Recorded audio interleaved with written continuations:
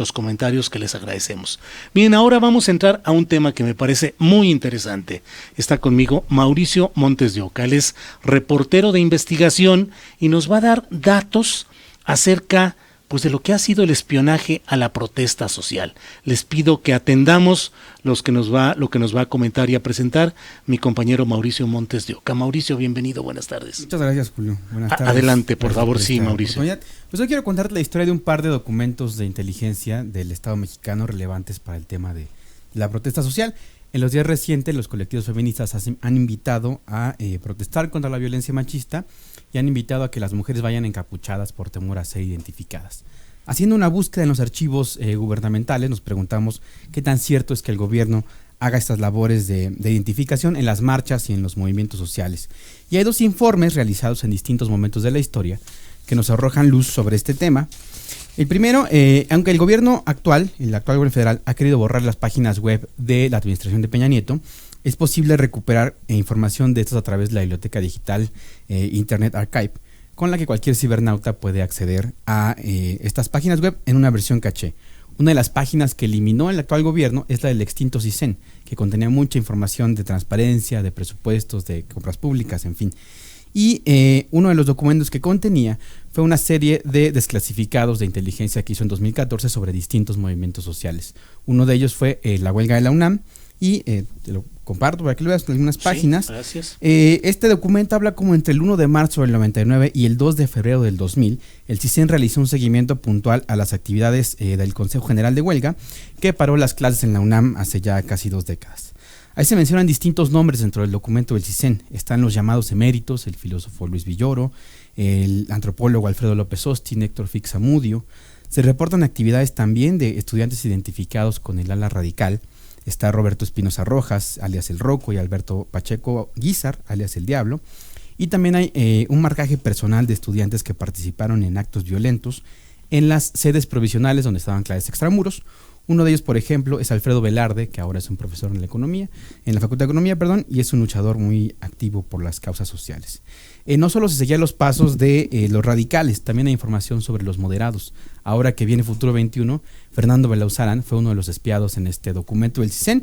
Por ejemplo, se reporta un pleito entre él y Alejandro Zarco, alias El Mosh, el 10 de agosto del 99, una discusión que tienen dentro de, de las asambleas que se hacían del CGH. El reporte da informe de seguimientos de las marchas, las asambleas, las reuniones e incluso actividades realizadas del CGH en ciudades como Tijuana, que ni siquiera estaban aquí cerca del centro del país. Se informa de llamadas, por ejemplo, entre Sergio Méndez, un dirigente de la Facultad de Derecho, y la entonces jefa de gobierno, Rosario Robles. Contrastando versiones, hablamos con los CGHeros. Nos comenta, por ejemplo, Bolívar Huerta, que sí se sintió espiado en esos años, ¿no? Sí se sintió. Recuerda que lo vigilaba un Zuru gris enfrente de su casa y recuerda incluso que le reportó estos hechos a Salvador Martínez Larroca, entonces delegado de Tlalpan, y el Pino logró que se fuera este auto sospechoso, ¿no? Sergio Méndez Silva, también por su parte, nos confirmó que sí fueron conscientes de esas actividades de vigilancia, pero él niega de su lado que hubiera tenido una llamada con Rosario Robles. A lo largo de estas 60 páginas hay nombres de profesores, estudiantes, simpatizantes, apodos, lugares, encuentros, llamadas, fechas, horas, folios de averiguaciones previas. Todo esto lo verán en el Twitter de Radio Centro, podrán ver pantallazos del documento. Y ya para noviembre de 2014, durante el gobierno de Peña Nieto, te comparto otro documento más, las cosas no parecen haber cambiado demasiado. Y así lo demuestra esta ficha del estudiante Sandino Bucio, entregada a este reportero por una fuente de la ahora también extinta PGR. Como contexto, el documento fue elaborado antes de que fuera detenido ilegalmente en la zona de Copilco. Recordemos que fue subido a un automóvil particular y finalmente trasladado hacia la Aceido. Como puedes ver, la ficha contiene datos personales, todos sus datos importantes, ¿no? Su nombre, su fecha de nacimiento, el nombre de sus padres, teléfono, redes, correos, direcciones, CURP, RFC, INE, placas del automóvil, y lo identifica como miembro del movimiento Yo Soy 132. Sí. Contiene fotografías también que reportan sus actividades en asambleas y actos de protesta entre septiembre de 2012 y noviembre de 2014. Como puedes notar, hay detalles muy específicos de las reuniones en las que participó. Tú mismo fuiste estudiante y fuiste políticamente activo. Yo creo que no te acuerdas de a cuántas asambleas asististe. Yo tampoco, pero como puedes ver, la PGR tuvo una un recuento exacto de a cuántas asambleas, qué día, de qué trató cada una de las que asistió Sandino Bucio antes de su detención. Nos habla, por ejemplo, de que 13 de junio supuestamente envió un documento al gobierno del Distrito Federal para realizar un concierto de Molotov en apoyo al 132.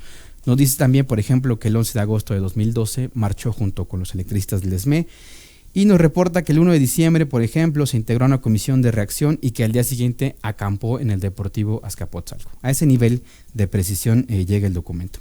Y platicamos también, para contrastar versiones, con Sandino Bucio, que nos indicó que en el movimiento Acampada 132, allá en el Monumento a la Revolución, si recuerdas, notó interferencias extrañas en su teléfono, notó que se escuchaban ruidos al hacer llamadas. Dijo que a los integrantes del colectivo los siguieron hasta su casa y que incluso a su padre lo siguieron en una camioneta. Y de acuerdo con la versión de Sandino, quienes lo seguían eran policías vestidos de civil, a quien él identifica como integrantes de la SCP Capitalina, del Grupo Cobra y del Grupo Fénix. Además nos dijo que unos días antes de su detención en Copilco recibió distintas llamadas de números desconocidos que al contestar colgaban. Entonces, como podemos ver en ambos archivos, hay un empleo de recursos públicos destinados a vigilar a jóvenes que participan en la vida política de su país y no están dirigidos a la Procuración de Justicia o a la Seguridad Nacional como ya están etiquetados en el presupuesto de egresos.